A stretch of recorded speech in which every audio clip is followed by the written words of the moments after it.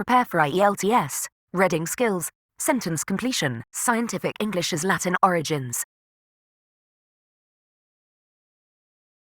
Introduction. In this video lesson, we will be reading about the history and evolution of the English language.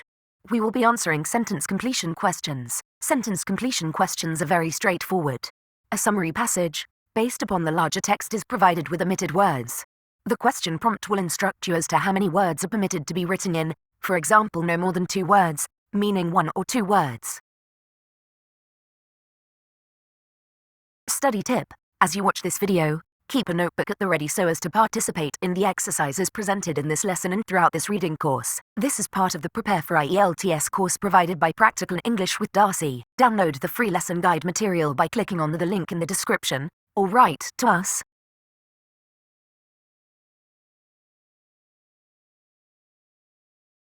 Sentence completion. Read the statements carefully. Try to determine what kind of word is missing to complete the sentence. For example, nouns, verbs, etc. Try and predict what kind of word is missing. For example, we can confidently assume that the missing word in the first question is the name of a language. In Europe, modern science emerged at the same time as the nation-state. At first, the scientific language of choice remained one. It allowed scientists to communicate with other socially privileged thinkers while protecting their work from unwanted exploitation. Sometimes the desire to protect ideas seems to have been stronger than the desire to communicate them, particularly in the case of mathematicians and in Britain. Moreover, scientists worried that English had neither the three nor the grammatical resources to express their ideas. This situation only changed after 1660, when scientists associated with the four set about developing English. An early scientific journal fostered a new kind of writing based on short descriptions of specific experiments. English was eventually overtaken by 5. However, it developed again in the 19th century. As a direct result of the 6. Pause the video on the next slide for the question card.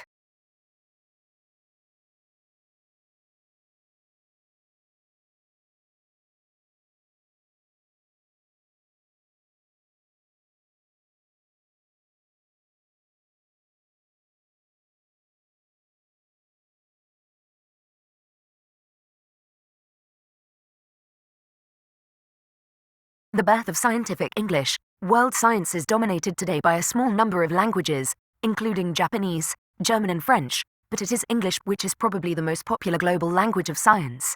This is not just because of the importance of English-speaking countries such as the USA in scientific research. The scientists of many non-English speaking countries find that they need to write their research papers in English to reach a wide international audience. Given the prominence of scientific English today, it may seem surprising that no one really knew how to write science in English before the 17th century. Before that, Latin was regarded as the lingua franca for European intellectuals.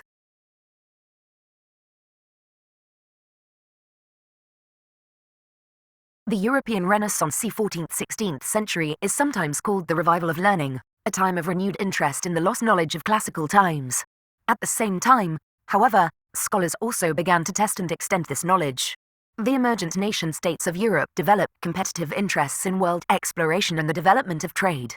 Such expansion, which was to take the English language west to America and east to India, was supported by scientific developments such as the discovery of magnetism, and hence the invention of the compass, improvements in cartography and, perhaps the most important scientific revolution of them all, the new theories of astronomy and the movement of the Earth in relation to the planets and stars, developed by Copernicus, 1473 to 1543.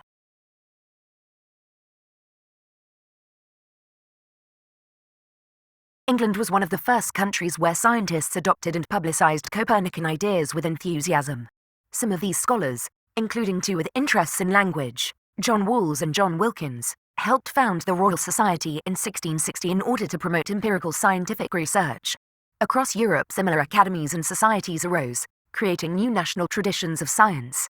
In the initial stages of the scientific revolution, most publications in the national languages were popular works, encyclopedias, educational textbooks and translations. Original science was not done in English until the second half of the 17th century. For example, Newton published his mathematical treatise, known as the Principia, in Latin, but published his later work on the properties of light, optics, in English.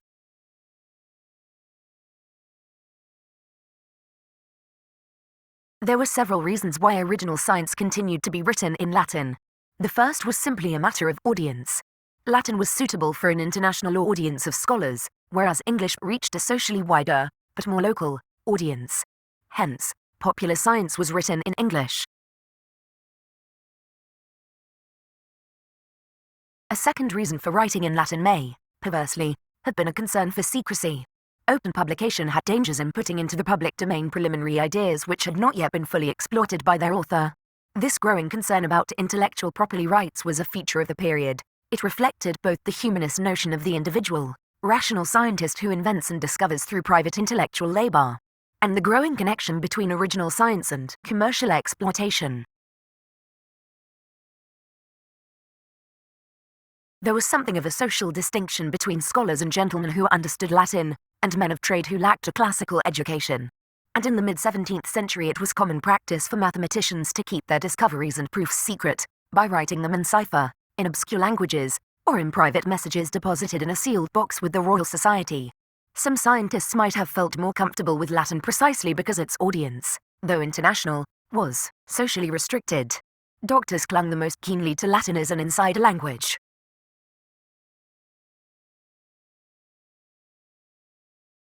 A third reason why the writing of original science in English was delayed may have been to do with the linguistic inadequacy of English in the early modern period. English was not well equipped to deal with the scientific argument. First, it lacked the necessary technical vocabulary.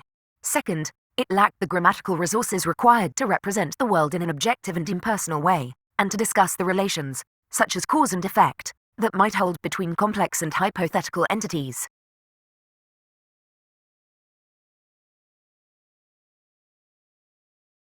Fortunately, several members of the Royal Society possessed an interest in language and became engaged in various linguistic projects.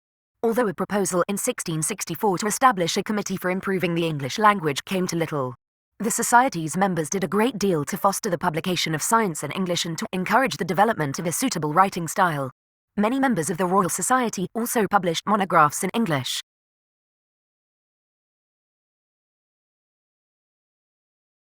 One of the first was by Robert Hooke, the Society's first curator of experiments, who described his experiments with microscopes in Micrographia, 1665. This work is largely narrative in style, based on a transcript of oral demonstrations and lectures. In 1665 a new scientific journal, Philosophical Transactions, was inaugurated. Perhaps the first international English-language scientific journal, it encouraged a new genre of scientific writing, that of short, focused accounts of particular experiments.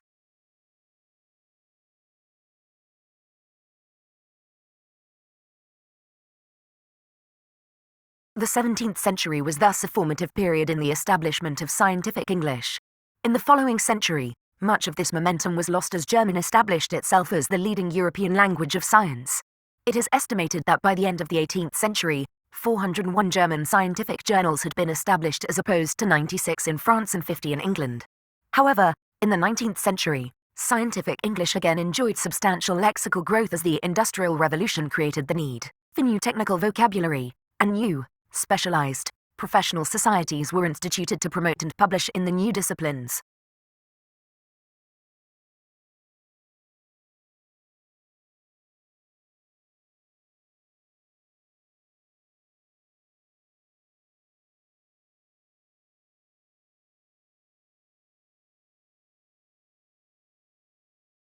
In Europe, modern science emerged at the same time as the nation-state. At first, the scientific language of choice remained one.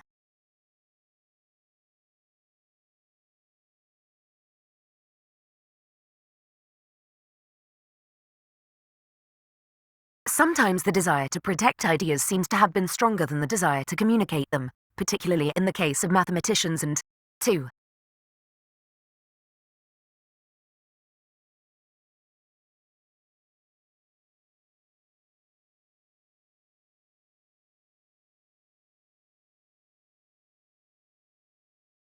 In Britain, moreover, scientists worried that English had neither the 3, nor the grammatical resources to express their ideas.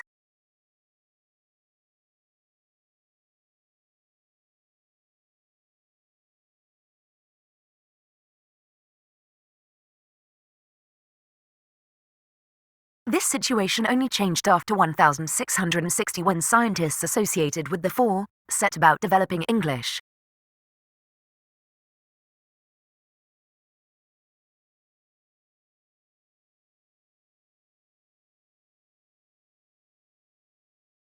English was eventually overtaken by five.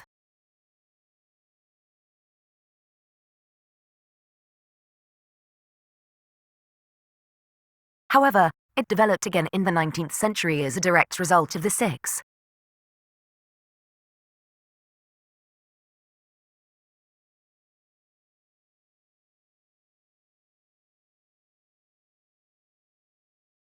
Comprehension questions. Before the 19th century, Latin was considered to be the lingua franca of scientists and scholars.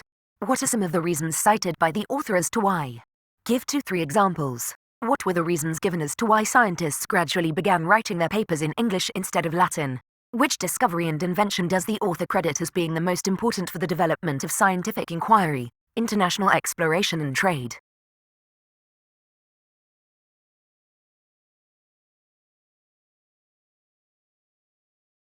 Further discussion. The author references the discovery of magnetism, which led to the invention of the compass, as the most significant event of the 17th century.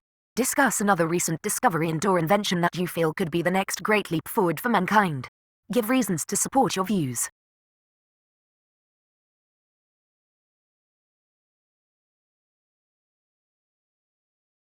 Thanks for watching. If you enjoyed this video and would like to see more content like this, please remember to follow this channel. Help us grow to reach more audiences by liking the video and sharing it. If you would like to become a VIP member, or you're interested in having a free consultation, write to us, or go to www.practicalenglishwithdarcy.blogspot.com for more.